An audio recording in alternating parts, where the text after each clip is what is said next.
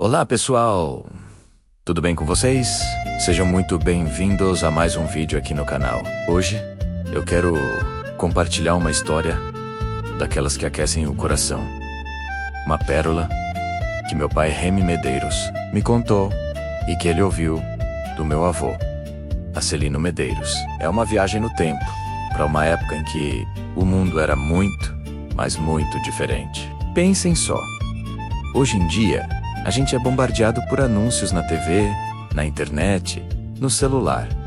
A propaganda tá em todo lugar, né? Mas antigamente, principalmente nas cidades do interior, a coisa não era bem assim. A propaganda era feita no boca a boca, no gogó. E é aí que a nossa história começa. Imaginem a cena.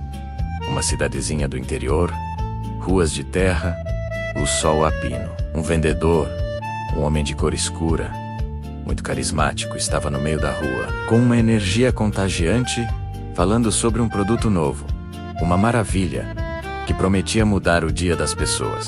Ele falava com paixão sobre o aroma, o sabor, a energia que aquilo dava. As pessoas curiosas começaram a se juntar ao redor dele. Ninguém sabia direito o que era aquele pó escuro e cheiroso. Era uma novidade absoluta para muitos ali. Um dos curiosos, intrigado com aquele pó marrom, se aproximou do vendedor e perguntou, com aquele sotaque gostoso do interior: "Moço, me diga uma coisa, o que é isso aí?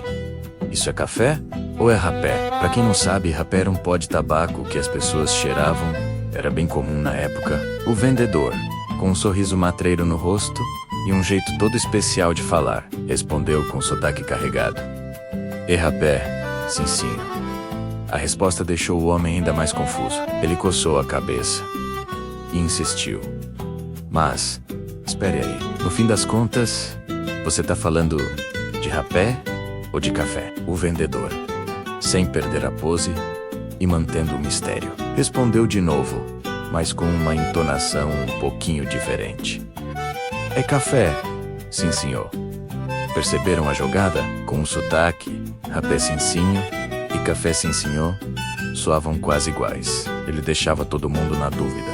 E essa dúvida era a isca perfeita. A confusão era a melhor propaganda. Era uma técnica de marketing genial, totalmente improvisada e baseada na malandragem e no carisma do vendedor. Ele criava um burburinho, fazia as pessoas comentarem, rirem e, o mais importante, ficarem curiosas para saber o que era.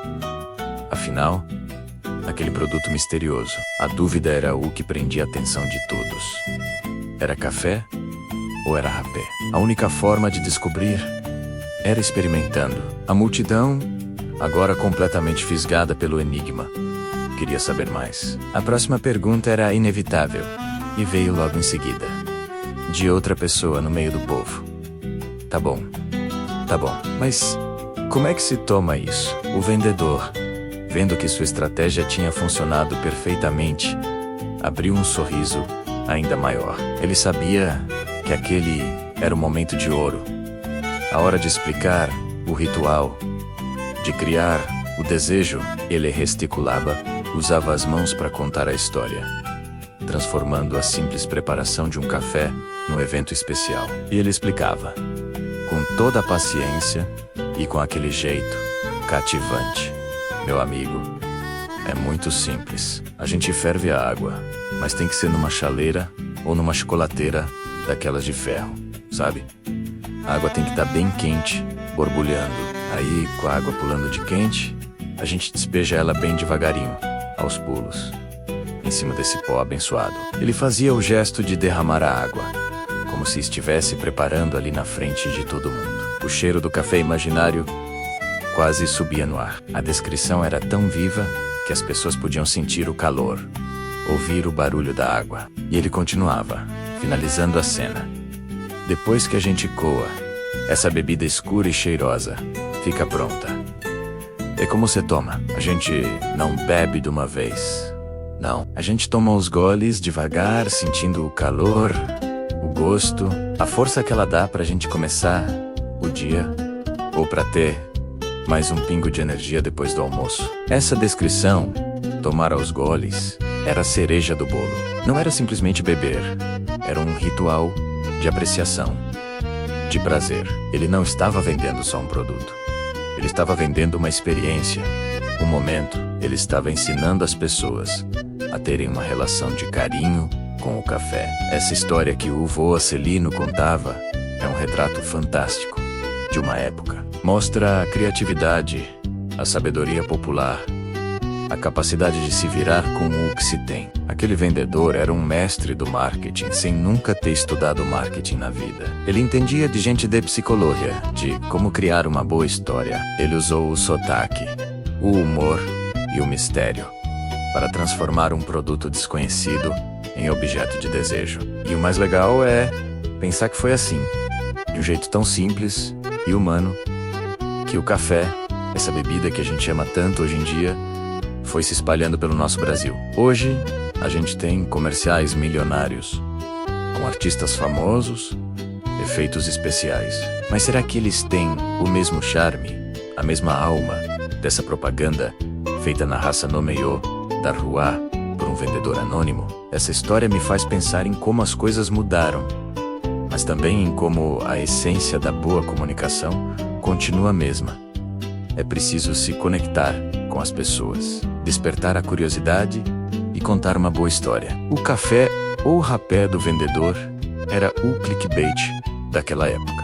Uma isca genial para atrair a atenção. É por isso que eu amo ouvir essas histórias dos mais velhos. Elas são cheias de sabedoria e nos ensinam muito sobre a nossa própria cultura, sobre as nossas raízes. Cada gole de café que eu tomo agora, eu lembro dessa história e dou um sorriso. Lembro do meu avô, do meu pai e daquele vendedor genial que, com seu jogo de palavras, ajudou a popularizar essa paixão nacional. E você, tem alguma história de família assim?